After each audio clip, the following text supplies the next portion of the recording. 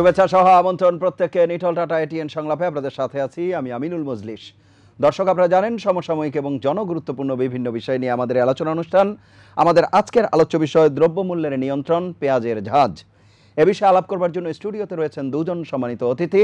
রয়েছেন বাংলাদেশের সমাজতান্ত্রিক দল বাসদের কেন্দ্রীয় কমিটির সদস্য জনাব রাজিকুজ্জামান রতন, এবং আমাদের সাথে রয়েছেন মৌলভীবাজার ব্যবসায়ী সমিতির সাধারণ সম্পাদক ঢাকার মোহাম্মদ গোলাম মাওলা, এবং আমাদের সাথে অনলাইনে রয়েছেন আরও তিনজন সম্মানিত অতিথি।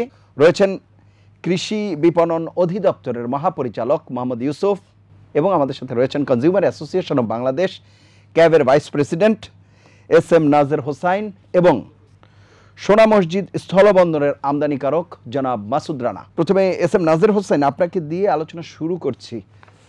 আমাদের আজকের আলোচ্য বিষয় দ্রব্যমূল্যের নিয়ন্ত্রণ, পেঁয়াজের ঝাঁজ। পেঁয়াজ নিয়ে আবার এক ধরনের অস্থিরতা শুরু হয়েছে।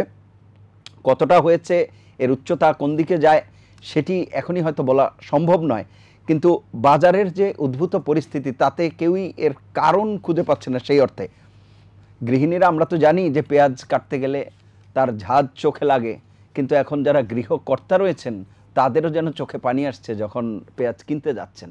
মাত্র এক সপ্তাহের কম সময়ের মধ্যে প্রায় 40 থেকে 45 টাকা বেড়েছে কেজি প্রতি। সার্বিকভাবে যদি বিষয়টি বিশ্লেষণ করেন। আপনাকে ধন্যবাদ, এবং একই সাথে আমাদের যে বিজ্ঞ আলোচক বৃন্দ যারা যুক্ত হয়েছেন তাদের প্রতি শুভেচ্ছা, এটিএন বাংলার দর্শকদের প্রতি শুভেচ্ছা। আপনি আপনার প্রারম্ভিক বক্তব্যে ঠিকই উপস্থাপন করেছেন। আমরা এই সেপ্টেম্বর মাস বা অক্টোবরের প্রথম দিক থেকে যখনই আসি, পেঁয়াজ নিয়ে একটা সংকট তৈরি হয়। 2019 সালে এই ধরনের একটি সংকটে আমরা পড়েছিলাম।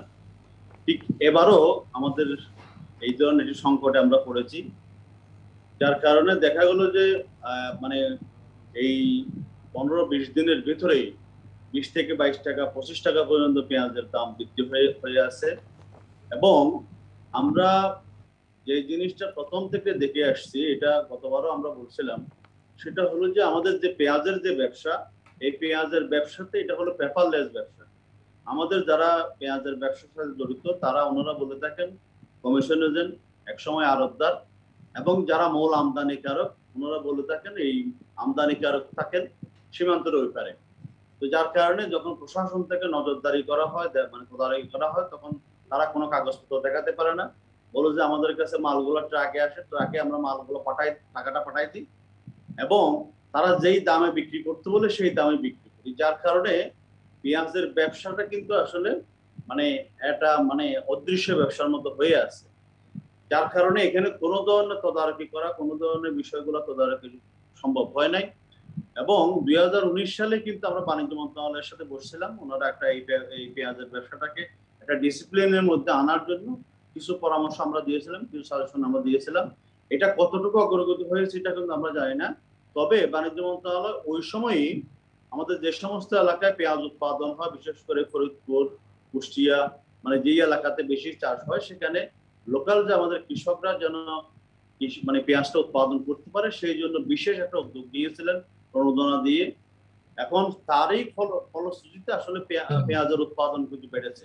আমরা দেখি যে লোকাল মার্কেটে, আমি ওই এলাকায় আজকে খবর নিয়েছি যে আমাদের উৎপাদন যথেষ্ট আছে, কিন্তু প্রবলেমটা হলো আসলে এখানে ধরেন পার্শ্ববর্তী দেশ থেকে, ভারত থেকে যখন পেঁয়াজ আসতে সময় লাগছে অথবা পূজার সময়টা, এই যে একটুখানি বিঘ্ন ঘটতেছে, একটুখানি বিঘ্ন ঘটার সঙ্গে সঙ্গে কিন্তু পেঁয়াজের দাম বাংলাদেশে হু করে বাড়তেছে। আমাদের এখানে প্রশ্ন হলো, ভারতীয় যেগুলো আমদানিকৃত পেঁয়াজ এগুলোর দাম বাড়তে পারে বা এটা আসতে সংকট হচ্ছে, কিন্তু দেশীয় পেঁয়াজের দাম বাড়ার তো কোনো কারণ নাই। এটা হলো ব্যবসায়ীদের পুরোটাই কারসাজি। ব্যবসায়ীরা আমাদের, যেহেতু সরকার এখানে ব্যবসায়ীদের গোপনের বাজারটা পুরোটা ছেড়ে দিয়েছে, কোনো ধরনের তদারকি যেগুলো আছে সেগুলো আমরা দেখছি না। যদিও গত পরশুদিন কিন্তু বাণিজ্য মন্ত্রণালয় থেকে বলা হচ্ছে টিসিবির মাধ্যমে পেঁয়াজ দেওয়া হবে। টিসিবির মাধ্যমে কতটুকু দেওয়া হবে, কতটুকু টিসিবি এই বাজারটাকে মানে একটা ব্যালেন্স সিচুয়েশনে আনতে পারবে, সেটা সম্পর্কে আমরা সন্ধান। কারণ হলো যে টিসিবির কার্যক্রম মাঝে মধ্যে তৈরি হয়ে যায়, এই কারণে সমস্যাটি হচ্ছে। তবে সরকারের যে তদারকির অবস্থা যদি এটা জোরদার করা হতো, আমরা যেটা বলছিলাম যে সেন্ট্রাল লেভেলে একটা তদারকি দরকার, ঠিক একটু লোকাল লেভেলে তদারকি দরকার। মানে যদি ওয়ানও তদারকি হয় তাহলে কিন্তু হবে না।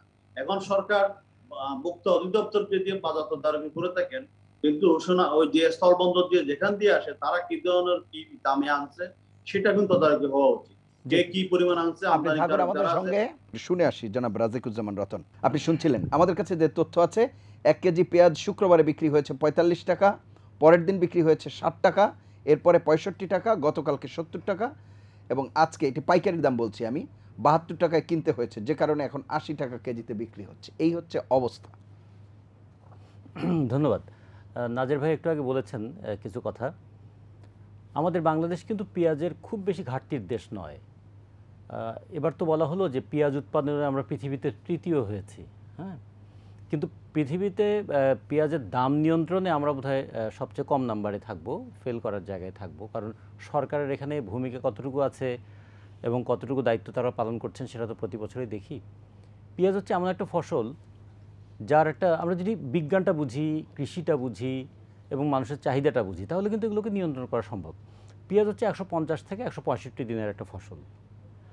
এখন পেঁয়াজের নতুন জাত উদ্ভাবন করলে যদি পেঁয়াজ 165 দিনের যে পেঁয়াজটা তোলা যায় সেটা যদি 150-এ তোলা যায়, তাহলে 15 দিন আগে পেঁয়াজটা আসবে। তাহলে আমি বাজারে 15 দিন আগে পেঁয়াজ পেলে অনেকখানি সংকট নিরসন করা সম্ভব হবে। এটা একটা জিনিস। 2 নম্বর, বাংলাদেশের 4টা অঞ্চল, একটা যেমন ধরেন যশোর অঞ্চল, ফরিদপুর অঞ্চল, রাজশাহী অঞ্চল এবং বগুড়া অঞ্চল। এই 4টা অঞ্চলে 14টা জেলায় পেঁয়াজের ভালো চাষ হয়। তাতে করে আমাদের নাকি প্রায় 28 লক্ষ টন পেঁয়াজ উৎপাদন হয়। পেঁয়াজ উৎপাদন হলে পেঁয়াজের আবার খোসাটা শুকিয়ে যায়, এই জন্য 30% পেঁয়াজ সবসময় আমাদের ঘাটতিতে ধরতে হয়। সেটা ধরলে আমাদের 23 লাখ টন থাকে। আমাদের চাহিদা 25 লাখ টন, তারপর 2 লাখ টনের একটা ঘাটতি। কৃষি সম্প্রসারণ অধিদপ্তর অবশ্য বলছে 28 লাখ টন। আচ্ছা, ধরেন যদি কৃষি সম্প্রসারণ অধিদপ্তরের 28 ধরি, তো 23 থেকে 28 5 লাখ টন। প্রতিদিন আমাদের যদি ধরি পেঁয়াজের পরিমাণ লাগে 7,000 টন। আচ্ছা, আর প্রতিদিন আমাদের বন্দর দিয়ে আসছে কত, 500 টন 600 টন। তাহলে 500 টন 600 টন পেঁয়াজ আসার জন্য 7,000 টন পেঁয়াজ যে আমার দেশের ভিতর থেকে আমি প্রতিদিন সাপ্লাই দিচ্ছি, তার দাম বাড়বে কেন? যদি আমি ধরেও নেই যে ভারতীয় পেঁয়াজের দামটা বেশি, তাহলে ওই 500 টনের তো দাম বাড়ার কথা। দেশের অভ্যন্তরে যেটা উৎপাদন হয়ে আছে, এবং আবার নতুন পেঁয়াজ উঠতে শুরু করবে নভেম্বরের পরে। এখন যেহেতু প্রতি বছরেই সেপ্টেম্বর থেকে অক্টোবর পর্যন্ত এই সময়টাতে পেঁয়াজের একটা ক্রাইসিস হয়, যেহেতু একদম একটা সিজন শেষ হয়ে যাচ্ছে আর একটা সিজনের পেঁয়াজ তখনও ওঠেনি, এই মধ্যবর্তী সময়টা তো। তাহলে এখানে কৃষি গবেষণা করে আমরা, যেমন করে আমরা মঙ্গা দূর করার ক্ষেত্রে আমরা ধানের জাত উদ্ভাবন করে এমন একটা জাত উদ্ভাবন করেছে যাতে ওই কার্তিক মাসের শেষেই ধানটা কাটে, যে কারণে মঙ্গাটা কমে গেছে। পেঁয়াজের ক্ষেত্রে সেই গবেষণা করা সম্ভব। 2, পেঁয়াজ যেটা উৎপাদন হয় সেটা সংরক্ষণ করার জন্য আমরা দীর্ঘদিন ধরে বলে আসছিলাম যে আমাদের কৃষি হিমাগার স্থাপন করার কথা। কৃষি হিমাগার স্থাপন করলে তাহলে আমাদের এই কৃষকের কাছ থেকে পেঁয়াজটা আড়তদারের কাছে যাওয়ার আগে ওটা হিমাগারে থাকতে পারত। এখন অনেকে বলে পেঁয়াজের দাম বেড়েছে, আপনারা এত উত্তেজিত হচ্ছেন কেন? কৃষক তো লাভবান হচ্ছে। আসলে কৃষকের কাছে কি এখন পেঁয়াজ আছে? খুব কম পরিমাণ কৃষকের কাছেই পেঁয়াজ আছে, এবং কৃষকের কাছে যে পেঁয়াজটা আছে সেটা তার খাবারের জন্য। কারণ পেঁয়াজটা সংরক্ষণ করা, একজন কৃষক তো আর কয়েকশো টন পেঁয়াজ রাখবেন না। তাহলে পেঁয়াজের দাম কৃষক কিন্তু পাচ্ছে না। কৃষক কিন্তু ওই মৌসুম সময়ে বিক্রি করেছেন। আপনি বলেছেন যে পেঁয়াজ এখন কাদায়, যে কেনে তাকে কাদায়, যে কাটে তাকে কাদায়। এখন পেঁয়াজ আবার কাদায়, যে উৎপাদন করেছে তাকে। সে বলে, ইস, আমি যখন বিক্রি করলাম তখন আমি 16 টাকা 18 টাকা 20 টাকা কেজিতে বিক্রি করেছি, এখন নাকি 80 টাকা। সেও কিন্তু মনের দুঃখে কাঁদে যে উৎপাদন করে দাম পেলাম না, আর এখন বাজারে 80 টাকায় বিক্রি হচ্ছে। আরেকটা জিনিস খেয়াল করুন, যদি 7,000 টন পেঁয়াজ প্রতিদিন আমাদের বাজারে কনজিউম করে, মানে খাই আমরা সব মিলিয়ে, প্রতি কেজিতে 30 টাকা করে যদি বাড়ে, তাহলে প্রতিদিন 21 কোটি টাকা করে মানুষের পকেট থেকে চলে যাচ্ছে। মানে টোটালি দেখেন মানুষ কীভাবে অ্যাফেক্টেড হচ্ছে। তাহলে 1 মাস যদি এই দামটা বাড়িয়ে রাখা যায়, তাহলে 600 কোটি টাকা মানুষের পকেট থেকে চলে যাবে। এটা নির্দিষ্ট কোনো একজন ব্যবসায়ী পাবেন কিনা জানি না, তবে ব্যবসায়ীদের মধ্যে এই টাকাটা বন্টন হয়ে যাবে। এবং কি অদৃশ্য বাজারের হাত, কেউ কাউকে চিনি না, কিন্তু দাম বাড়ার খবর পাওয়ার সঙ্গে সঙ্গেই গোটা বাংলাদেশে একই সঙ্গে দাম বেড়ে যায়। তাহলে এইটাকে বলে বাজারের অদৃশ্য হাত। পুঁজিবাদের এটা অদ্ভুত নিয়ম একটা, বাজারের অদৃশ্য হাতে জিনিসের দাম কীভাবে বাড়ে। কিন্তু যখন জিনিসের দাম কমে তখন কিন্তু হঠাৎ করে দামটা কমে না, দামটা কমে খুব ধীরে ধীরে, কিন্তু দামটা বাড়ে হঠাৎ করে, এবং হঠাৎ করে এবং আকস্মিকভাবে একই সাথে।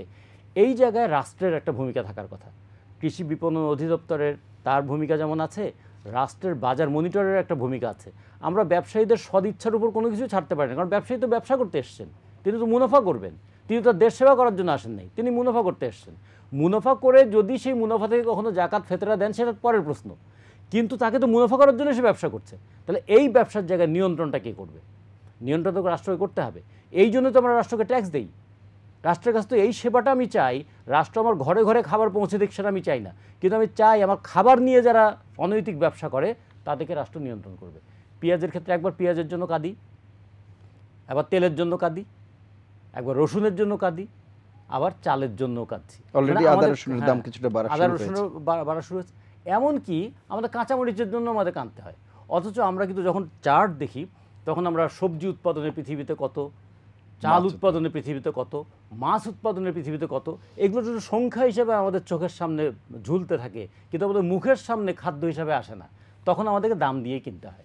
অসংখ্য ধন্যবাদ। আমি একটু শুনে আসি, মোহাম্মদ ইউসুফ আছেন আমাদের সাথে।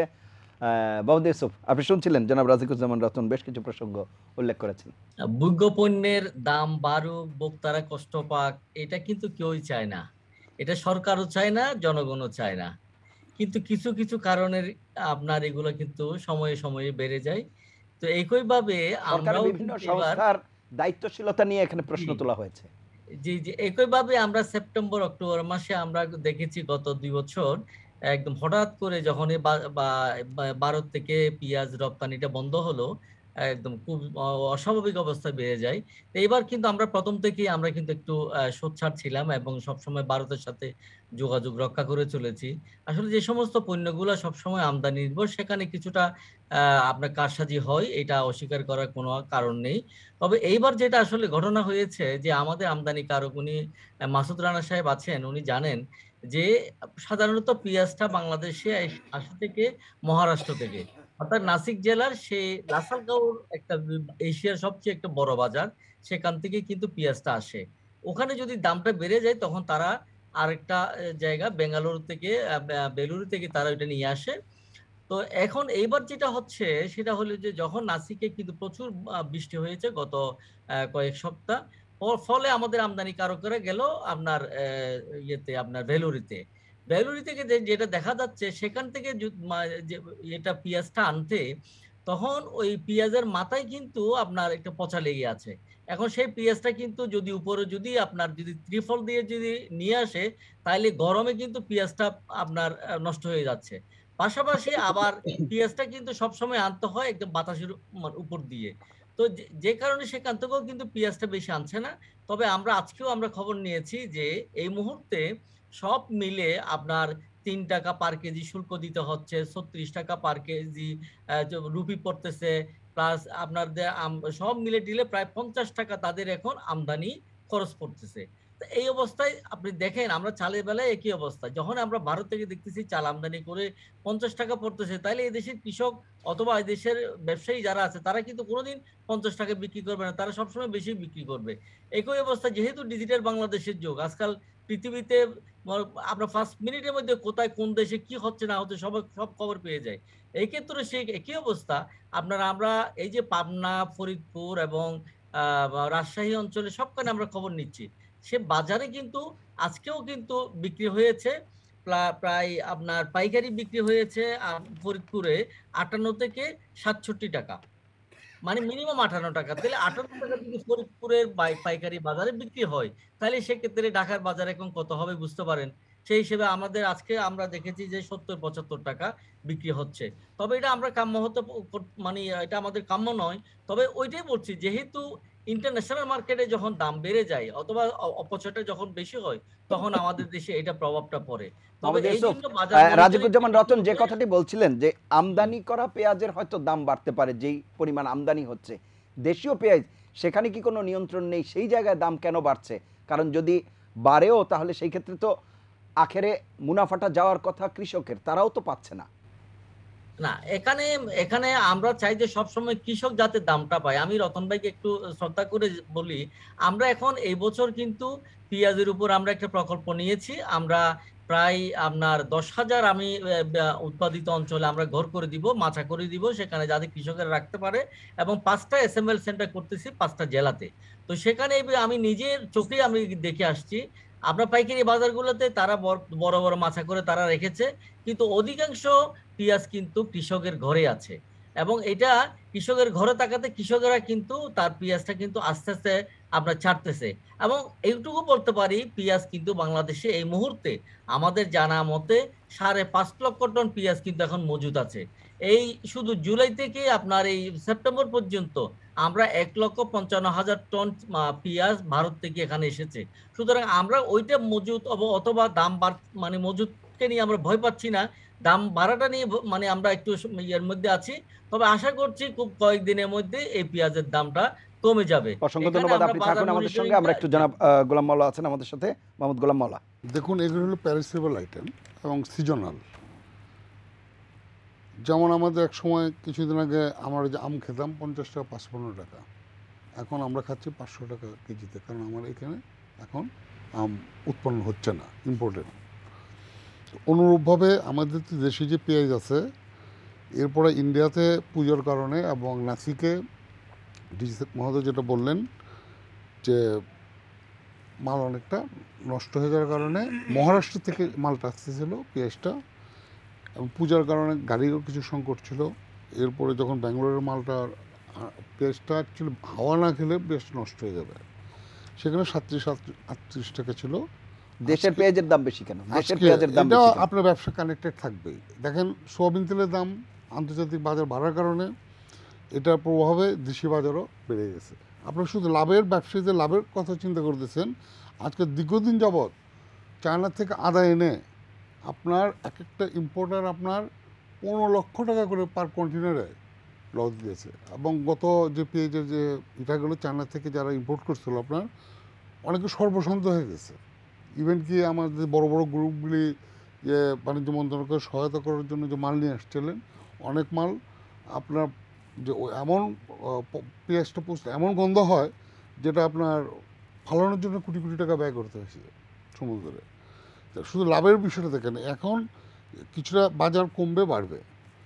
আজকেও আপনার পাইকারি পর্যায়ে যে আপনি বললেন যে 80 টাকা 90 টাকা পেঁয়াজ বিক্রি না, হয়েছে, 90 টাকা বলিনি, 75 থেকে 80 টাকা। 80 টাকা পাইকারি বাজারে আজকেও আপনার 60 পাইকারি না, খুচরা বাজারে 75 থেকে 80 টাকা, পাইকারি 62 টাকা আমাদের পাইকারি পর্যায়ে বিক্রি হয়েছে। আর ভারতের পেঁয়াজটা যেহেতু একটু কম ইম্পোর্ট ছিল, 58 টাকা বর্ডারে আপনার পাইকারিতে বিক্রি হয়েছে। আমরা আশা করতেছি আপনার যেখানে 37-38 টাকা ছিল, আজকের বাজার মুন্ডিতে, ভারতে এটা মুন্ডি বলে, সেখান থেকে আপনার 33-34 টাকা বাজার চলে আসছে। এখানে আপনি অ্যাড হবে আপনার কিছু ক্যারিং কস্ট 6 টাকা রুপি, প্লাস আপনার 2 টাকা 75 পয়সার মধ্যে আমাদের এআইটি ট্যাক্স এখানে আছে। তো আমরা আশা করছি যে আগামী সপ্তাহের মধ্যে পেঁয়াজের দাম কিছুটা কমবে। এখানে প্রশ্ন হলো, যখনই কোনো জিনিসের দাম আমাদের ঊর্ধ্বগতি হয়, তখনই দেখা যায় আমরা খুব হইচই করি, অন্তর্নিহিত কারণগুলি চিহ্নিত করি না, প্লাস কী করণীয় শুধু আলোচনাই হয়, বাস্তবায়ন হয় না। আমিও বাণিজ্য মন্ত্রণালয় প্রায় মিটিংয়ে আপনার, আমি 3টা সংগঠনের সাথে ব্যবসায়ী জড়িত, প্রায় মিটিংয়ে আমি অ্যাটেন্ড করি। আমরা যখন গতবার আপনার পেঁয়াজ 200 টাকা 250 টাকা হয়ে গেলেন, বাণিজ্যমন্ত্রী মহোদয়ের সাথে একাধিকবার মিটিং হয়েছে, আপনাদের মিডিয়াতে টকশো হয়েছে। আমরা বারবার বলে আসছিলাম যে পেঁয়াজ আমাদের একমাত্র যখন কৃষক যখন মালটা উৎপন্ন হয়, আপনি দেখবেন 10-15 টাকা কেজি তারা বিক্রি করে লস দিয়ে, সংরক্ষণের ব্যবস্থা নেই। আমরা এই আমাদের কত হাজার হাজার কোটি টাকা আপনার বিভিন্ন কোম্পানিগুলি বিভিন্ন প্রতারিত করে ব্যাংক থেকে নিয়ে গেছে। আমাদের সরকার যদি আপনার এই পেঁয়াজগুলো রাখার জন্য, যেহেতু এখন খুব হাই টেকনোলজির যুগ, আমাদের যে সমস্ত মোকামগুলিতে পেঁয়াজ তৈরি হয়, যেমন সুর জেলাতে, পাবনাতে, ফরিদপুর, যশোর, সেখানে যদি আপনার করে আপনার গভর্নমেন্ট যদি একটা সার্কুলার দেয় যে তোমাদের 5 ইয়ার্স হলিডে ইনকাম ট্যাক্স দিতে হবে না, তোমাদের সুদের হার এরকম কম নেওয়া হবে, তাহলে কী হতো, আমাদের এই যে কৃষক যখন নাকি পেঁয়াজটা আপনার নতুন মাঠ থেকে উঠে, তখন এই কম দামে তাদের বিক্রি করতে হতো না। আমাদের যেটা সনদ, শুধু আমাদের দেশে না, ইন্ডিয়াতে কিছু কিছু এলাকায় আপনার মাচার উপরেই পেঁয়াজটা সংরক্ষণ করা হয়, সেখান থেকে অল্প অল্প করে বাজারে নিয়ে যায়, নিয়ে গিয়ে বিক্রি করলো, মহাজন কিনে আবার এটাকে অ্যাট্রাক্ট করলো। এইভাবে আপনার ইম্পোর্ট এক্সপোর্ট বলেন, লোকাল বাজার বলেন, এইভাবেই চলে। আপনার দেখেন আদা, আপনার 45 টাকার আদা আছে, আবার আপনার এই 100 টাকার উপরে আদা আছে। তা আমি 100 টাকাটা খেতে যাবো কেন, যদি আমার অ্যাবিলিটি না থাকে? সেটাও ভালো কোয়ালিটি, আমাদের কেরালার আদা। আর ভালো জিনিস আপনার আমাদের দেশি পেঁয়াজটা আমি মনে করব যে পৃথিবীর মধ্যে সবচেয়ে উন্নত পেঁয়াজ। সেকেন্ডলি হলো আমাদের বার্মা। আর এই পেঁয়াজ নিয়ে হিস্ট্রি কম হয়নি, অনেক হয়েছে, কিন্তু বাস্তবায়ন কিছুই হয় নাই। আপনার এই মাননীয় মন্ত্রী মহোদয় বলছিলেন যে আমি ইন্ডিয়া আমাকে যে প্রতারণা করছে আমার সাথে, আমি ইন্ডিয়ার উপরে নির্ভরশীলতা ইনশাল্লাহ কমিয়ে দেব। আমার কৃষক যাতে 2টা টাকা রুজি করতে পারে, তাহলে এইভাবে যে আমরা 2-1 বছর যদি কৃষকের একটা মুনাফা করতে পারে, তাহলে একদিন দেখা যাবে যে আমাদের এক সময় পেঁয়াজ বলেন, আদা বলেন, রসুন বলেন, তেল বলেন, আমরা আমদানির মুখে ছিলাম না। কিন্তু কৃষক তো সেই মুনাফা করতে পারছে না। আপনি কীভাবে বললে কৃষক মুনাফা করছে না? মাল কি আপনার, এটা কি আপনি কেউ আপনার গুদামে রাখার জিনিস নাকি? এটা কৃষকের কাছে থাকে, যার যখন যতটুকু প্রয়োজন হয় সে ততটুকুই আপনার বাজারে নিয়ে আসে। সেখানে ব্যবসাটা একটা চেইন আছে, সে 10 কেজি 20 কেজি 50 কেজি যার যেরকম কৃষকের প্রয়োজন বিক্রি করলো। একজন মহাজন সেটাকে দেখা গেলো 1 ট্রাক পরিমাণ মাল তার গুদামে জাত করলো, ঢাকার এক হোক চিটাগাংয়ের হোক পার্টি কিনে নিয়ে আসলো। এই আমদানিকৃত পেঁয়াজ, নাজির ভাই যেটা বলছেন যথার্থ। একসময় আমরাও পেঁয়াজ ইম্পোর্ট করতাম প্রচুর পরিমাণ। দেখা গেল আপনার পেঁয়াজ ইম্পোর্টারও যারা, এক্সপোর্টারও তারাই। ওই ইন্ডিয়ানের লোকেরই কোনো একটা এজেন্ট ভাই বলেন, কোনো আত্মীয় বলেন, সে ইম্পোর্টার, সে এলসি দিয়ে যাচ্ছে, বর্ডারে এসে মাল করছে, আর কমিশনে আপনার ফেনীতে বলেন, চিটাগং বলেন, ঢাকা বলেন দিচ্ছে। আপনার জরিমানা খাচ্ছে কে? যে 20 পয়সা কমিশন পাচ্ছে, তার উপরে আপনার ভোক্তা আগে তুমি এত দামে বিক্রি করছো কেন? মালটা তো সে আড়তদারের না, মালটা ইম্পোর্টার তাকে কমিশনে বিক্রি করলে 25 পয়সা থেকে পার মানে কেজিতে এখনো কি কমিশন দেওয়া পেঁয়াজের হয়। সেই আমদানি রপ্তানির ব্যাপারটা পেপারলেস অবস্থাতেই আছে? সেম হয় এতে। তাহলে এইটাকে আপনারা সংস্কারের ব্যাপারে কি কেবলমাত্র ভোক্তা অধিকার না, আপনারাও এই ব্যাপারে কোনো আমরা তাদের সাথে বক্তব্য দিচ্ছেন? ইন্ডিয়াতে একটা সাবসিডি আছে। না, আপনারা সরকারের আমি সাথে কি এই ব্যাপারে আলোচনা করছেন? এই ব্যাপারে পেঁয়াজের ব্যাপারে নিয়ে এই বছর আর কোনো আলোচনা হয়। পেঁয়াজ অসংখ্য নিয়ে ধন্যবাদ। আমি দীর্ঘদিন আবার অনেক আসবো আপনার আলোচনা কাছে। হয়ে গেছে। এই মুহূর্তে আমরা চাঁপাইনবাবগঞ্জ সোনা মসজিদ স্থলবন্দরের যে আমদানিকারক রয়েছেন জনাব মাসুদ রানা, আমরা তার কাছে যাব। জনাব মাসুদ রানা, আপনি কি শুনতে পাচ্ছেন? জি পাচ্ছি ভাই। এই যে দাম বৃদ্ধির কথা বলা হচ্ছে, যেসব কারণের কথা বলা হচ্ছে, এর সাথে যদি আপনি কিছু যুক্ত করেন, যে আপনার কাছে কি মনে হয়? আমার কাছে আসলে কি, এটা কাঁচা মালের ব্যবসা।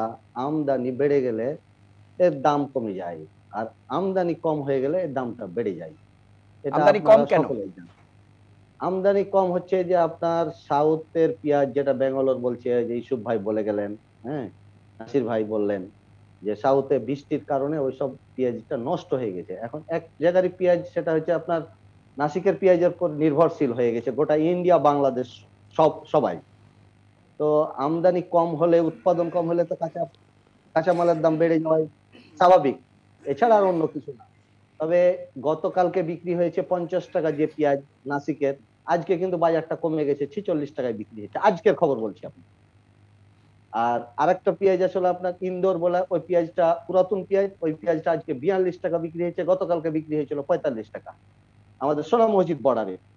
এখন পুজোর জন্য বন্ধ হয়ে যাওয়ার কারণে মালটা একটু রাস্তায় আসা অসুবিধা।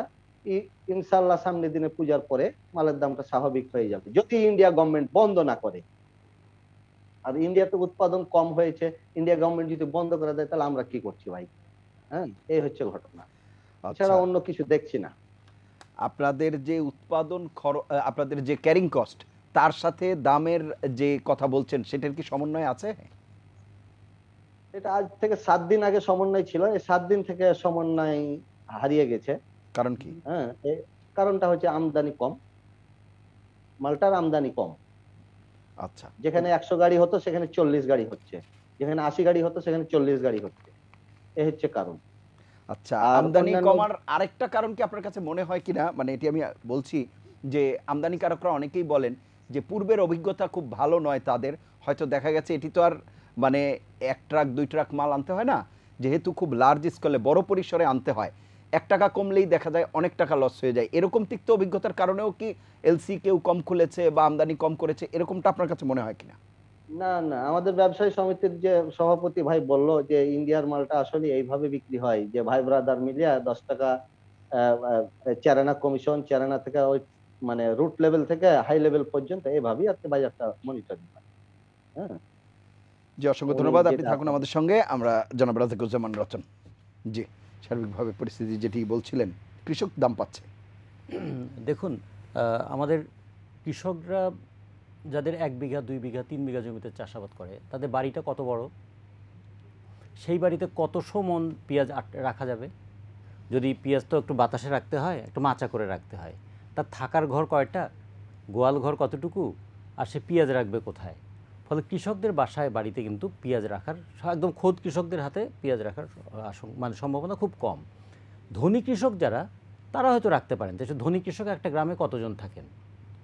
তো ফলে কৃষক, মানে আমরা যদি বলি যে কৃষক দাম পাচ্ছেন, কথাটা ঠিক নয়। কৃষক তার মৌসুম সময়, আর পেঁয়াজ একটা হচ্ছে তার যত্ন করে রাখতে হয়, প্রতিদিনই দেখতে হয়, পেঁয়াজটা নাড়াচাড়া করতে হয়, মানে খোসা ছাড়া, মানে শুকিয়ে যায়, সেটাকে পাল্টাতে হয়।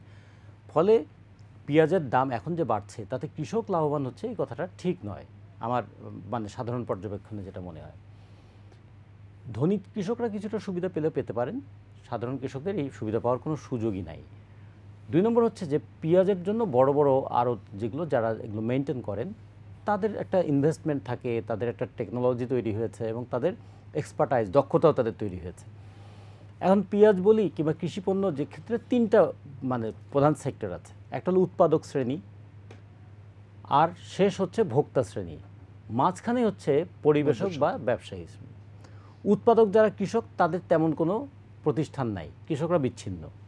আর ভোক্তা যারা, তাদের ওই কনজিউমার অ্যাসোসিয়েশনের পক্ষ থেকে নাজির ভাইরা মাঝে মাঝে কিছু কথাবার্তা বলে একটা সেন্সেশন তৈরি করার চেষ্টা করেন, কিন্তু ভোক্তাদের এমন কোনো শক্তি নাই যে তারা বাজারের উপর প্রভাব বিস্তার করতে পারবেন। কিন্তু সরকারের তো অধিদপ্তর আছে। হ্যাঁ, তো এবং তাহলে শেষ পর্যন্ত কি দাঁড়ালো? বাজারটা নিয়ন্ত্রিত হচ্ছে কার উপরে? উৎপাদকও নয়, ভোক্তাও নয়, মাঝখানে যে ব্যবসায়ীদের দ্বারা, ব্যবসায়ী নিয়ন্ত্রণ করছে। আর সরকারের যে প্রতিষ্ঠানগুলো আছে, সরকারের প্রতিষ্ঠানগুলো জনগণের পক্ষে দাঁড়ানোর চাইতে দাম বাড়ানোর পক্ষে যুক্তি করতে থাকেন, যে এই কারণে দাম বেড়েছে। তার মানে এখন আমি রুগী, ডাক্তারের কাছে গিয়েছি, ডাক্তার আমাকে দারুণ করে ব্যাখ্যা করে বললো, আপনার এই হয়েছে, আপনি এই কারণে আপনার ক্যান্সার হয়েছে। তো রুগী কি বলবে? আমার তো ক্যান্সার হয়েছে, সেটা তো বুঝলাম ভাই, তাহলে আমি এখান থেকে মুক্তি পাবো কীভাবে, সেটা দেখাবেন কীভাবে? ডাক্তার যদি বলতে চান না, এই কারণে, যদি বৃষ্টি হয় আপনার ক্যান্সারের ব্যথা বাড়বে, যদি শীত হয় তাহলে ক্যান্সারের ব্যথা বাড়বে, যদি গরম হয় তাহলেও ক্যান্সারের ব্যথা বাড়বে, যদি আপনার বয়স বেড়ে যায় তাহলেও ক্যান্সারের ব্যথা বাড়বে, তখন রুগী কী বলবে? তাহলে আমি কী করব? মরে যাওয়া ছাড়া কি তাহলে আমার কোনো পথ নাই? তাহলে আমাদের ভারত যদি পেঁয়াজ না দেয়, দাম বাড়বে। যদি পেঁয়াজে পচা রোগ হয়, তাহলে দাম বাড়বে। যদি পূজার ছুটিতে বন্দর 6 দিনের জন্য বন্ধ থাকে, স্থলবন্দর, তাহলে পেঁয়াজের দাম বাড়বে। আর যেহেতু নতুন পেঁয়াজ আসতে কয়েকদিন দেরি আছে, তাহলেও পেঁয়াজের দাম বাড়বে। মানে দাম বাড়ানোর পক্ষে কি যুক্তি, এগুলো যদি সরকারি মহল থেকে বলতে শুরু করে, তাহলে জনগণ বলবে আমি তাহলে কার কাছে আশ্রয় পাবো? জনগণ তো বলবে যে আমার তো উৎপাদন যা হয়েছে, আপনারাই হিসেব দিয়েছেন, এই হয়েছে উৎপাদন, এই হচ্ছে আমাদের প্রয়োজন, মাঝখানে এই হচ্ছে আমাদের সরকারের আয়োজন। সরকারের আয়োজনটা কোথায়? সরকার সেই আয়োজনটা যদি থাকতো যে হ্যাঁ, দ্রব্যমূল্যকে সহনশীল মাত্রায় রাখতে হবে। এখন পেঁয়াজ, দরিদ্র মানুষ একবেলা পেঁয়াজ না খেলে কি হয়? কোনো অসুবিধা নেই। পেঁয়াজটা বেশিরভাগই এখন আমাদের মধ্যবিত্তদের, আর মধ্যবিত্তদের অনেকেরই হয়তো এরকম আছে যে তারা মানে এখন দিন আনে দিন খাওয়ার মতো অবস্থা চলে গেছে। উচ্চবিত্তরা, তারা মনে করে কেজিতে 30 টাকা বেড়েছে এমন কি, ফলে তাদের কাছে এই টাকাটা তেমন কিছু না। জনাব গোলাম মাওলা কিন্তু বললেন যে আপনার যদি সামর্থ্য না থাকে আপনি খাবেন না। সেইটাই ফলে সমাজের যে একটা উচ্চবিত্ত মহল দ্বারা সমাজটা পরিচালিত হচ্ছে, ফলে তারা কিন্তু মধ্যবিত্ত, নিম্ন মধ্যবিত্ত এবং দরিদ্র মানুষের কথাটা ভাবছে না। ফলে উচ্চবিত্তদের কাছে এইটা কোনো ব্যাপার না, কারণ তার কাছে 1000 টাকাও কোনো ব্যাপার না। এই কারণে হয়েছে কি, আমাদের সমাজে যারা মতামত তৈরি করে, সে মতামত তৈরি করার স্তরে আছে সমাজের ধনীরা, তাদের গায়ে এই পেঁয়াজের ঝাঁজ লাগে না। আর যে মানুষটা উৎপাদন করে, তার দুঃখটাও সে বোঝে না। তারা বিভিন্ন রকমের যুক্তি করে এটাকে সহনীয় করার চেষ্টা করেন। আমরা এই জন্য বলি, বাংলাদেশকে পেঁয়াজে উৎপাদন মানে স্বয়ংসম্পূর্ণ করা সম্ভব। পেঁয়াজের যে লিন পিরিয়ড, যেটা যখন আমি আসবো এবার পরে বিস্তারিত, আপনি যে উত্তরণের পথগুলো বলছেন বা সমাধানের, সেই বিষয়ে আমি শুনবো। আমি একটু শুনে আসি। মোহাম্মদ ইউসুফ, জনাব রাজিকুজ্জামান রতন যে কথা বলছিলেন, একেবারে যদি জিস্ট বলা যায়, সারাংশ, তাহলে সেটি মানে আসে এরকম যে সব জায়গাতেই সব রকম যুক্তি আছে, কিন্তু সরকারের আয়োজনটা কি, এটাই উনি জানতে চাচ্ছেন। সরকারি পদক্ষেপ কি? সরকার আয়োজন হইলো, আমরা এই মুহূর্তে যেটা সবচেয়ে বেশি ইম্পর্টেন্স দিচ্ছি, সেটা হলো যে আমরা পেঁয়াজ উৎপাদনের একটা রোডম্যাপ করেছি। আগামী 3 বছরের মধ্যে কিন্তু আমরা পেঁয়াজের স্বয়ংসম্পূর্ণ হব। আপনি দেখেন এই বছর এ পর্যন্ত আপনার আহ, প্রায় আপনার 5.5 লক্ষ টন পেঁয়াজ আমদানি হয়েছে এই পর্যন্ত। অর্থাৎ আমরা আশা করছি আমরা ম্যাক্সিমাম 6 থেকে 6.5 লক্ষ টন পেঁয়াজ এই দেশে আমদানি হবে এই বছর। অথচ গত বছর আমরা আমদানি করেছি 10 লক্ষ টন, তার আগের বছর আমদানি হয়েছে 11 লক্ষ টন। অর্থাৎ আমদানির পরিমাণটা কিন্তু আস্তে আস্তে কিন্তু হ্রাস পাচ্ছে। এই বছর আমরা টোটাল 33,62,000 পেঁয়াজ উৎপাদন হয়েছে। আমরা পোস্ট হারভেস্ট লস বাদ দিয়ে আমরা হিসাব করেছি যে 24 লক্ষ টন পেঁয়াজ মোটামুটি ভাবে আছে, তার সাথে 6 লক্ষ টন আপনার যদি আমাদের ইম্পোর্ট যোগ করি 30 লক্ষ টন। সুতরাং আমরা এই 33 লক্ষ টনকে আমরা আগামী 2 বছরের মধ্যে কিন্তু 40 লক্ষ টনে আমরা নিয়ে যাব হিসেবে 38 লক্ষ টন রোড ম্যাপে করা হয়েছে। এইটা 2 বছরের মধ্যে যদি এটা পারি, ইনশাল্লাহ আমরা পারবো। কারণ আমরা গ্রীষ্মকালীন পেঁয়াজের জন্য আমরা এখন বীজ নেদারল্যান্ড থেকে বীজ আনা হচ্ছে এবং এটা ফাউন্ডেশনের মাধ্যমে বীজটা ছড়িয়ে দেওয়া হবে। সুতরাং এইটা সাময়িকভাবে এটা থাকবে, তবে আমরা উৎপাদন মোহাম্মদ ইউসুফ, আপনি দীর্ঘমেয়াদী যেই সব পরিকল্পনার কথা বলেছেন সেটি নিঃসন্দেহে আশাবাদী হওয়ার মতো, কিন্তু আমার প্রশ্ন হচ্ছে যে আমরা তো জানতাম যে আমাদের লক্ষ্যমাত্রা হলো 3 বছর বা 2 বছর, কিন্তু এই যে মধ্যবর্তী সময়টা, সেই সময় কি কোনো প্রকার প্রস্তুতি ছিল না, নাকি এটা আমরা বাড়তে দিয়েছি? প্রস্তুতি অবশ্যই আছে। আপনি দেখেন গত বছর তো কিন্তু আমাদের এই সময়ে কিন্তু পেঁয়াজ বিক্রি হয়েছে আপনার 90 টাকা। 90 টাকা, কিন্তু সেই তুলনায় এখন পর্যন্ত আমরা 70 থেকে 75 টাকাতে আছি। তবে আমরা চাই না এটা 70-75 টাকা হোক। যেটা আপনি মাসুদ রানা সাহেব বললেন যে চাপাইতে যদি আপনার যদি 50 টাকা হয় তাহলে আমার এখানে কেন 70-75 টাকা হবে? 1 কেজির উপরে কিন্তু ম্যাক্সিমাম 5-6 টাকা যথেষ্ট। সুতরাং এইটা আমরা একটু কয়েকদিন অপেক্ষা করতেছি। আশা করছি আমরা ইতিমধ্যে বাণিজ্য মন্ত্রণালয়ের সাথে কথা বলেছি, কারণ বাজার মনিটরিংটা সাধারণত বাণিজ্য মন্ত্রণালয়ের নেতৃত্বে আমরা এখানে ঢাকা শহরে 32টা টিম কাজ করে এখানে বক্তা এবং আপনার কৃষি বিপণনের। আপনার কাছে কি মনে হয় আমাদের পরিসংখ্যানগত কোনো ঘাটতি আছে? যেই পরিসংখ্যান এখন আমাদের আছে কৃষি সম্প্রসারণ অধিদপ্তর যে বিদ্যমান পরিসংখ্যান, সেখানে কি কোনো ঘাটতি আছে? না, এটা তথ্যের কিছুটা গরমিল আছে, তাই এটা আমি অস্বীকার করব না। এটা আমাদের মন্ত্রণালয় থেকে বলা হচ্ছে যে তথ্যটা সম্প্রসারণ থেকে দেয়, এটার মধ্যে কিছুটা আছে। যেমন নাকি আলুর তথ্য এই বছর দেওয়া হয়েছে 1,09,00,000 টন, ফয়েজ গত সপ্তাহে বিবিএস এটা ফাইনাল করলো 98 লক্ষ টন। তো সুতরাং 10 লক্ষ টন আলু অটোমেটিক কমে গেছে। তারপর আপনার চালের ব্যাপারেও দেখেন বলা হলো 386 লক্ষ টন, কিন্তু আলটিমেটলি এটা আরো কমে গেছে। তো সুতরাং তথ্যের কিছু ঘাটতি আছে, বিভিন্ন সংস্থা বিভিন্ন ধরনের তথ্য দেয়। তথ্য ঘাটতি নিয়ে আপনারা পদক্ষেপ নেবেন কিভাবে, কিংবা সেই পদক্ষেপ কার্যকর হবে কিভাবে? যদি এই তথ্য ঘাটতি থাকে তাহলে আপনাদের তো পদক্ষেপ নিতেও যেমন সমস্যা হবে, সেই পদক্ষেপ বাস্তবায়নেও সমস্যা হবে। যে এই বিষয়গুলো কিন্তু আগে আসলে ছিল না। আমাদের মাননীয় মন্ত্রী মহোদয় কিন্তু এটা একটা আপনার ডাটা সেন্টার, যে সরকার এখন দেখছেন একটা ন্যাশনাল ডাটা সেন্টার করা হচ্ছে, সেই ন্যাশনাল ডাটা সেন্টারের মাধ্যমে আমাদের বিপণন এবং সম্প্রসারণ এবং কৃষি গবেষণা ইনস্টিটিউট, তারপর হলো যে বিআইডিএস এবং বাংলাদেশ কৃষি গবেষণা কাউন্সিল, সকলে মিলেই কিন্তু এইবার কিন্তু আপনার তথ্যগুলো সঠিক করার জন্য মাননীয় কৃষিমন্ত্রী নির্দেশ দিয়েছেন। তাছাড়া আমরা আরেকটা প্রকল্প নিয়েছি, সেটা হলো যে আমরা বিআইডিএস কে দিয়ে যে 26টা বর্তমানে কৃষি পণ্য আছে তার সঠিক চাহিদা এবং সঠিক যোগান নিরূপণ করার জন্য আমরা ইতিমধ্যে কাজ শুরু করেছি। তবে একটু সময় লাগবে, আশা করছি কয়েক মাসের মধ্যেই আমরা জনগণকে জানিয়ে দিতে পারবো অ্যাকচুয়াল চাহিদা কত এবং অ্যাকচুয়াল যোগান কত হচ্ছে। অসংখ্য ধন্যবাদ। আমি জনাব গোলাম মোল্লার কাছে যাব। জি, আপনি বলছি যে চায়না দা বিক্রি হচ্ছে 108 টাকা, অথচ আমদানিকারকের এটা 120 টাকার উপরে কস্টিং ছিল, 65 টাকা সে বিক্রি করছে। তখন তো আপনার কোনো রাজনৈতিক সংগঠন অথবা আমাদের মন্ত্রণালয় যে তোমরা যত টাকা লস দিচ্ছ আমরা তোমাদের বাসায় এসে দাঁড়াই। এই যে আলুতে আপনারা বিভিন্ন পত্রপত্রিকা আপনার মিডিয়াতে প্রচার করছেন যে 10 টাকা কোল্ড স্টোরেজে কেউ নেওয়ার নেই, তাহলে এদের পাশে তো আপনার ডালের দামটা তো কমে যাচ্ছে না। ওটা কি সরকার কমাতে বাধ্য করেছিল যে 108 টাকায় ডাল এনে 65 টাকায় বিক্রি করলেন কেন? ইন্টারন্যাশনাল মার্কেট ফল করছে। না ওখানে তো আপনি বললেন 108 টাকায় কিনেছেন, তাহলে ফল না না, আমি আদার কথা বলছি। না না, ডালের কথা বলছি। ডালের কথাটা না, আমি ডালের কথা বলিনি। না না, আমি আপনি বলছি বলেননি, আদা। মানে উনি বলছে যে ডালেরটা এরকম হলো কেন। আপনার ইন্টারন্যাশনাল মার্কেট ফল করলে হবে, এখানে বাজার কমবে। আপনার চায়নাতে বিক্রি হচ্ছে 108 টাকা, অথচ ভালো কেরালার জাদাটা আমাদের দেশীয় মানের মাত্র 47 টাকা। কিন্তু আমরা এদিকে নজর দিচ্ছি না। আমরা ওই যে 120 টাকা যখন 150 টাকা হবে তখন বলবো যে ব্যবসায়ীরা মুনাফা করছে, অথচ আজকে 6 মাস যাবৎ প্রত্যেকটা আমদানিকারক একটা কন্টেনারে 2 ট্রাক মাল থাকে, আপনার 20 থেকে 25 লক্ষ টাকা লস দিচ্ছে। রসুন আপনার 45 থেকে 50 টাকা পাওয়া যায় আমাদের দেশি রসুন, কিন্তু আমাদের আগ্রহ হলো ইম্পোর্টেড রসুনের উপরে। তা আমরা আমাদের এই দেশি রসুন আজকের দাম কত আপনার ভাষায়? আচ্ছা 45 থেকে 50 টাকা পাইকারি পর্যায়ে, পাইকারি।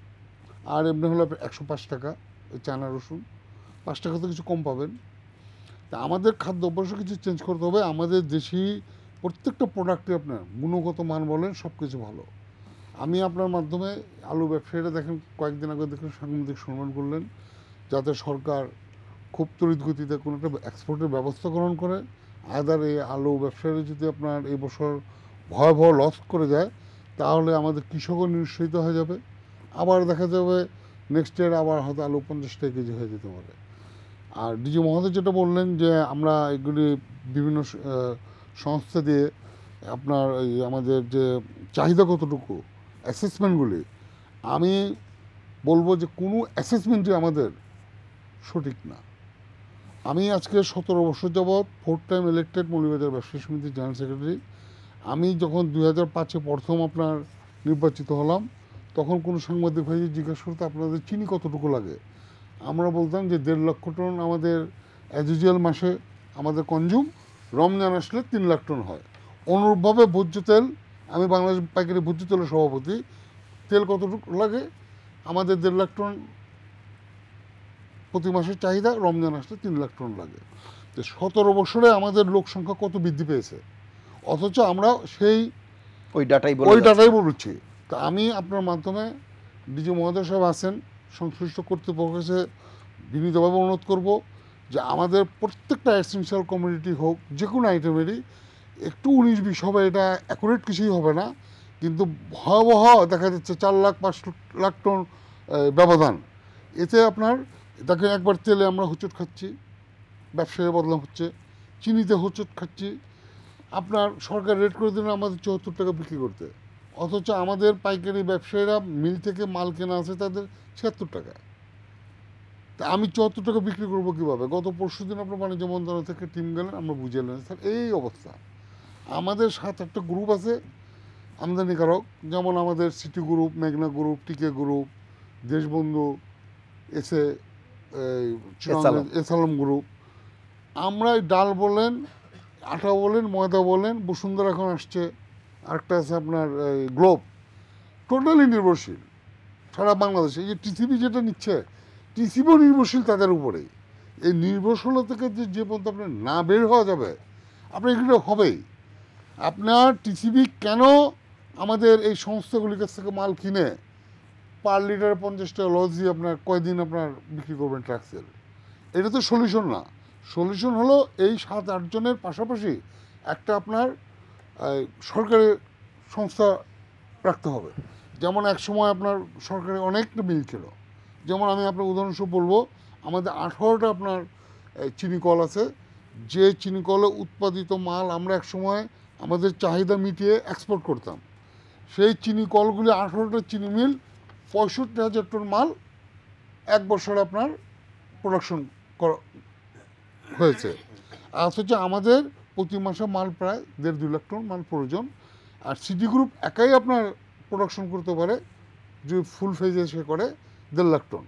তাহলে আমি 2-2.5 হাজার কোটি টাকা প্রতি মাসে লস দিচ্ছি এই অথব্য প্রতিষ্ঠান সুগার অ্যান্ড ফুড ইন্ডাস্ট্রিজ কর্পোরেশনের লস দিচ্ছি। আমি এই লসের টাকা দিয়ে যদি সিটি গ্রুপের মতো, মেঘনার মতো, এসালাম গ্রুপের মতো 2-4টা চিনি রিফাইনারি, 2টা ভোজ্য তেলের রিফাইনারি করা যায়, আর সেই মালগুলি যদি টিসিবির মাধ্যমে বিক্রি করেন তাহলে তো আপনার 100-100 কোটি টাকা আপনার আমাদের ভর্তুকি দিতে হয় না। এস এম নাজির হোসেন শুনতে পাচ্ছেন আপনি? জি জি জি জি জি, আমরা যে আলাপটি করছিলাম সেটি হচ্ছে এখন উত্তরণের পথটি আমরা একটু খুঁজছি, সেই জায়গায় যদি আপনি একটু আলোকপাত করেন। উত্তরণের পথ কিন্তু আমি প্রথম দিকে একটা বলার চেষ্টা করছি। আমাদের রতন ভাইও কিন্তু বলেছেন আসলে যে এই আমাদের সরকারের যে প্রশাসন, সরকারি কর্মকর্তারা যে তথ্যগুলো দিয়ে থাকেন, একটু আগে আমাদের কৃষি বিপণন অধিদপ্তরের মহাপরিচালক যেভাবে একজন ব্যবসায়ীর মতো করে বক্তব্যটা দিলেন যে এই পরিমাণ তার মানে পর্তা পড়ে যায়, তাহলে তো ওই ব্যবসায়ী কিন্তু আরো বেশি মানে ইয়ে হবে। আমরা মনে করি যে আসলে সরকারি কর্মকর্তাদের হওয়া উচিত ছিল রেগুলেটরি অবস্থান, সে রেগুলেট করবে।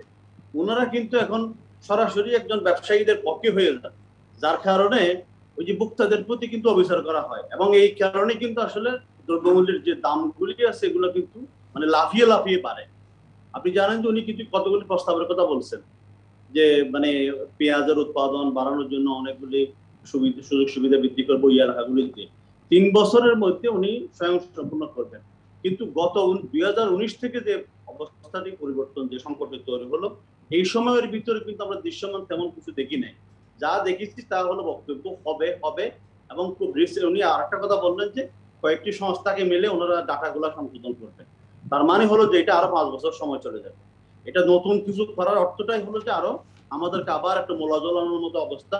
আমরা আসলে তাৎক্ষণিক কিছু সমাধান হওয়া উচিত, এবং লং টার্ম মানে শর্ট টার্ম, দীর্ঘমেয়াদী, লং টার্ম, এরকম শর্ট টার্ম, লং টার্ম, এরকম মিডল যে টাইম, সেই তিনটা একটা পরিকল্পনা থাকা উচিত, তাহলে হয়তো একটা ইয়ে হতে পারে। স্বল্প, মধ্যমেয়াদী এবং দীর্ঘমেয়াদী।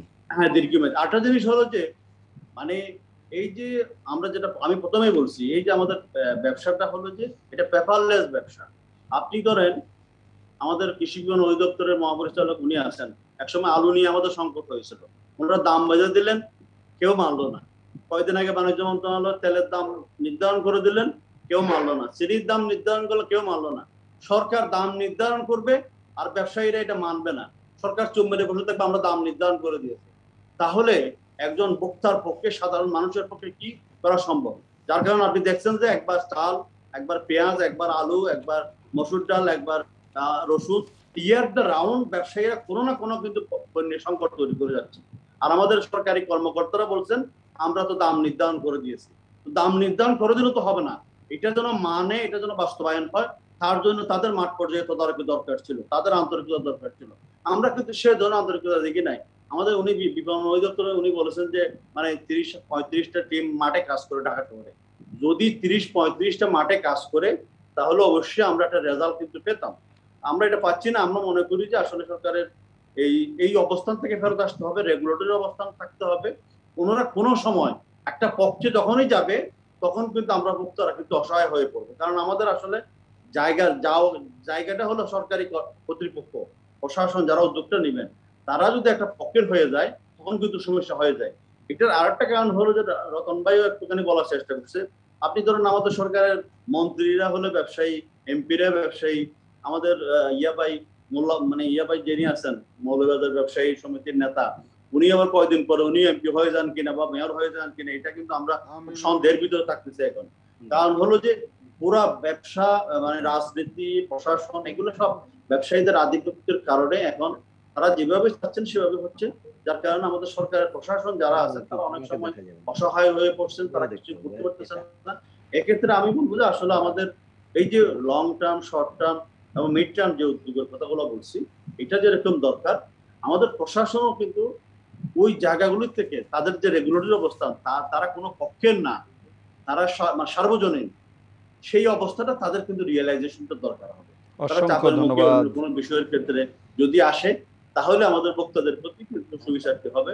আদারওয়াইজ আমরা এগুলো বলবো, ওনারা শুনবে না, এই অবস্থাতে আমাদের মানে জীবনটা পার করে দিতে হবে। অসংখ্য ধন্যবাদ। আমরা একটু শুনে আসি জনাব রাজিকুজ্জামান রতন।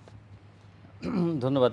ওই কয়েকটা বিষয়, যে আশাবাদের কথা শুনলে ভালো লাগে, কিন্তু আশাবাদের সঙ্গে আতঙ্কটা এমনভাবে জড়িয়ে থাকে যে আমাদেরকে বলা হয়েছে যে আমরা চালে স্বয়ংসম্পূর্ণ। আমাদের ব্যুরো অফ স্ট্যাটিস্টিক্স বলেছিল যে আমাদের 3,86,00,000 কিংবা 3,88,00,000 টন চাল উৎপাদন হয়, ধান উৎপাদন হয় 5,26,00,000 টন। পরে তারা সংশোধন করে বলে না, এখানে একটু কম হয়। তা কত, যে 3,66,00,000 টন। আমাদের যদি 17 কোটি মানুষ হয় এবং প্রত্যেকে সরকারের হিসাবে দৈনিক আমরা 376 গ্রাম করে চাল খাই, তা আমি 376 গ্রাম না, আমরা 500 গ্রামও যদি ধরি, তাহলে বছরে আমাদের চাল লাগে 3,10,00,000 টন। তাহলে সরকারি হিসেবে তো 3,66,00,000 টন। তাহলে আবার কেন 428টা কোম্পানিকে 17 লক্ষ টন চাল আমদানির জন্য পারমিশন দেওয়া হয়? এবং উৎপাদনের স্বয়ংসম্পূর্ণ, দাম নিয়ন্ত্রণে কি আমরা সেই যোগ্যতার পরিচয় দিয়েছি? ফলে উৎপাদন বাড়লে আমাদের আশা জাগে না, কারণ উৎপাদন হলেও বাজার তো আমাদের নিয়ন্ত্রণে নাই। আচ্ছা, আমাদের ছাগল উৎপাদনে তো পৃথিবীতে আমরা চতুর্থ। ছাগলের মাংসের দাম কত? সাধারণ মানুষের নাগালের মধ্যে আছে। আমরা যখন শুনবো যে বিশ্বে চতুর্থ হয়েছি, মাংস উৎপাদনে আমরা পৃথিবীতে প্রথম সারির দেশ, তা মাংসের দাম কত এবং সাধারণ মানুষ কতটুকু খেতে পায়? ফলে পরিসংখ্যান আমাদেরকে আশা জাগায় আর বাস্তব আমাদেরকে একটা হতাশা দেখায়। এখন পেঁয়াজের ক্ষেত্রে যদি আমরা একটা সম্ভাবনার দিকটা দেখি, কি আছে? আমাদের পেঁয়াজ উৎপাদনের জন্য 2,37,000 হেক্টর জায়গা জমি আছে। সেখানে আমাদের তো 33 লক্ষ টনের মতন হয়। সামান্য একটু যদি এখানে পেঁয়াজ চাষিদেরকে মানে প্রণোদনা দেওয়া হয়, কত প্রণোদনা তো কত জায়গায় দেওয়া যায়। 10% পেঁয়াজ উৎপাদন বাড়লেই তো আমার আরও 5 লক্ষ টন পেঁয়াজ উৎপাদন বাড়তি হয়ে যায়। এটা হলো একটা দিক। 2 নম্বর, আমাদের চর এলাকার বিস্তীর্ণ অঞ্চলটাকে আমরা পেঁয়াজ চাষের জন্য চেষ্টা করলে এখানে আমরা 10 লক্ষ টন বাড়তি পেঁয়াজ উৎপাদন করতে পারি। তাহলে উৎপাদনের ঘাটতিটা পূরণ করা সম্ভব। আমাদের 1100 টন পেঁয়াজের বীজ লাগে বছরে। সরকারিভাবে মাত্র 6 টন পেঁয়াজের বীজ উৎপাদন হয়। আমাদের বেসরকারিভাবে 60 টনের মতো পেঁয়াজের বীজ উৎপাদন হয়, বাকিরা কৃষকরাই করে অথবা বাইরে থেকে আমদানি করা হয়। অ্যান্ড 1 কেজি পেঁয়াজের বীজ দিয়ে 80 মণ পেঁয়াজ উৎপাদন হয়। তাহলে পেঁয়াজ বীজ উৎপাদনের দিকে সরকারের মনোযোগ কোথায়? মাত্র তো 6 টন, আমাদের লাগে 1100 টন, সরকার উৎপাদন করে 6 টন। তাহলে সেখানে সরকারের নজর কোথায়? সরকারের নজর তো এখানেও ব্যবসার দিকে, যে বাইরে থেকে কিনে এনে সে এখানেও ব্যবসা করবে। কারণ 1 কেজি পেঁয়াজের বীজ 2,500 থেকে 3,000 টাকায় বিক্রি হয়। এখন আমাদের পেঁয়াজের ক্ষেত্রে বড় সমস্যা যেটা, যে পেঁয়াজ সংরক্ষণ করতে হয় 12 থেকে 20 ডিগ্রি সেন্টিগ্রেড তাপমাত্রায়, আর সেখানে আর্দ্রতাটা রাখতে হয় 35 থেকে 45%। ফলে সাধারণ মানুষের পক্ষে আর্দ্রতাটাও মেনটেন করা সম্ভব হয় না, তাপমাত্রাও মেনটেন করা সম্ভব হয় না। আমাদের যদি 450 উপজেলায়, সব লাগবে না, আমাদের 14টা পেঁয়াজ উৎপাদনের জেলা আছে।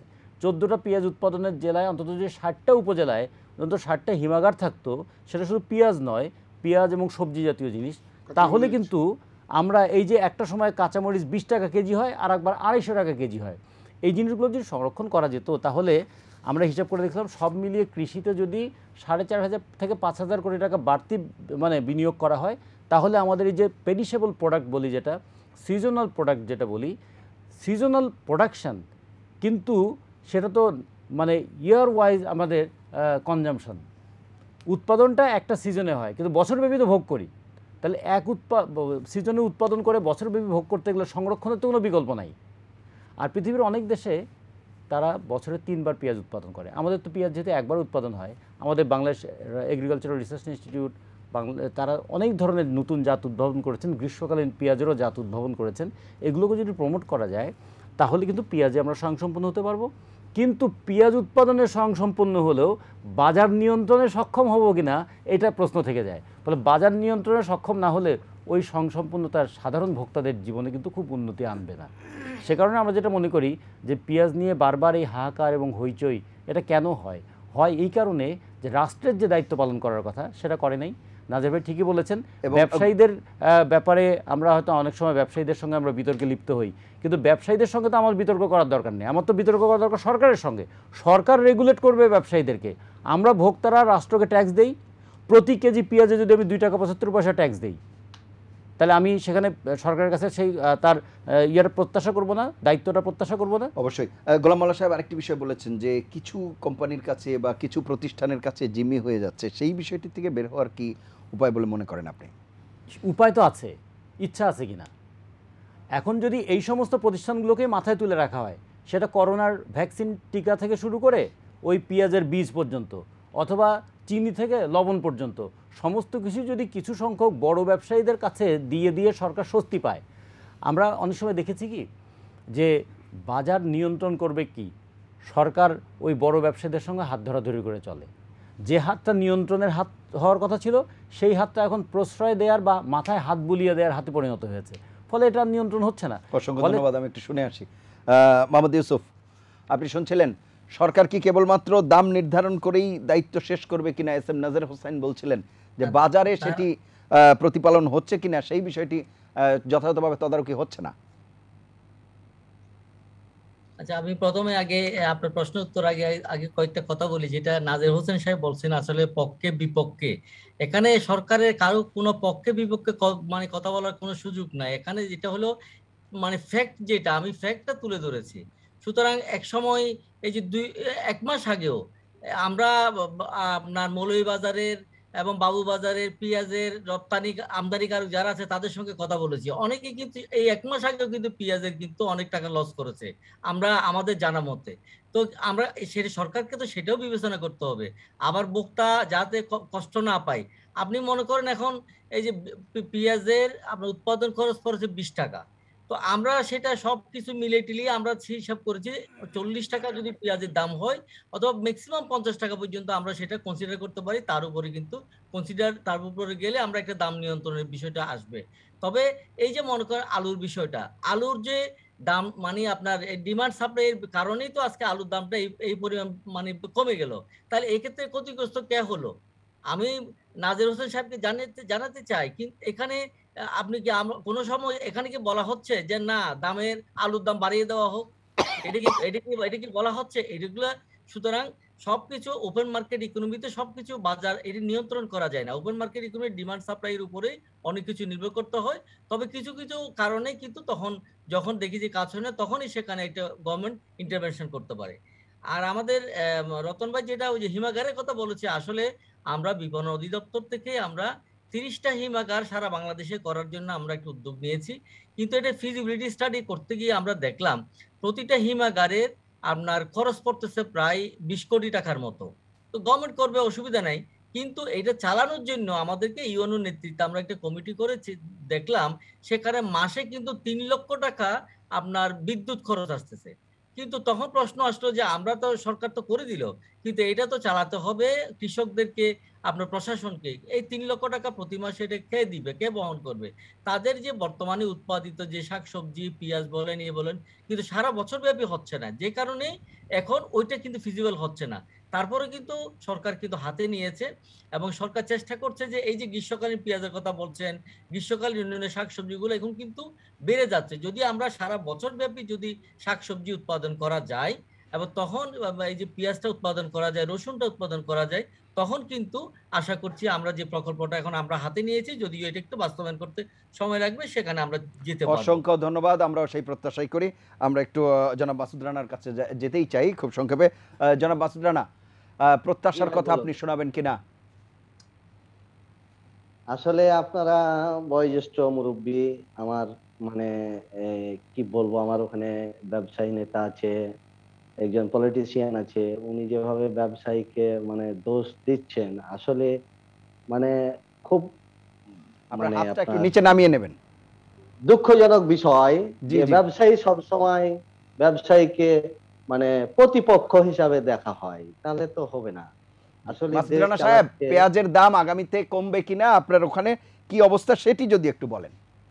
আমি আগামীতে পেঁয়াজের দাম কমার প্রত্যাশায় নিজেও আছি। হ্যাঁ, আপনার ট্যাক্সটা যদি তুলে নেয়, 1 টনে 2780 টাকা সিডি আরডি আছে, এই মুহূর্তে জরুরিভাবে এই ট্যাক্সটা উত্তোলন করলে পেঁয়াজের দাম কমে যাবে ইনশাআল্লাহ। জি, আর একটি বিষয়, এইখানে এখন দেশীয় পেঁয়াজ যে পরিমাণ আছে তাতে কি আপনার মনে হয় না যে আগামী 2-3 মাস আমাদের সেটি দিয়েই মানে আমাদের চাহিদা পূরণ করা সম্ভব? আসলে আমার দুর্বলতা কৃষক বুঝে গেছে যে এই সময় থেকে এই সময়ের ভিতরে ইন্ডিয়াতে অতি বর্ষার কারণে পেঁয়াজ বন্ধ করে দেয়। সেই জন্য মুনাফার জন্য কৃষক ঘরে পেঁয়াজ রক্ষিত অবস্থায় রাখে। আপনি পেঁয়াজ যদি এখন কোনো পেঁয়াজ আসে বাংলাদেশে, ইনশাল্লাহ আমাদের 2-3 মাস পেঁয়াজের কোনো অভাব হবে না। জি, অসংখ্য ধন্যবাদ। আমরা শেষ করব। জনাব গোলাম মাওলা, প্রত্যাশার কথা শুনতে চাই। আমি তো আমার কাছে যে তথ্য আছে তাতে আপনার আগামী সপ্তাহে কিছু দাম কমার সম্ভাবনা আছে। আর আপনার আমাদের দেশি পেঁয়াজও আছে। আমি আশা করছি যে বিগত দিনে যে হিস্ট্রি হয়েছে 200 টাকা 250 টাকা, সেই ধরনের অনাকাঙ্ক্ষিত ঘটনা ঘটবে না। তবে দুঃখজনক যেটা রানা ভাই বললেন যে ব্যবসায়ীরা সবসময় আপনার একটা চাপের মুখে বিভিন্ন কথা শুনতে হয়। আসলে আমার এক ফ্রেন্ড আছে আপনার শেষ করবো আমরা।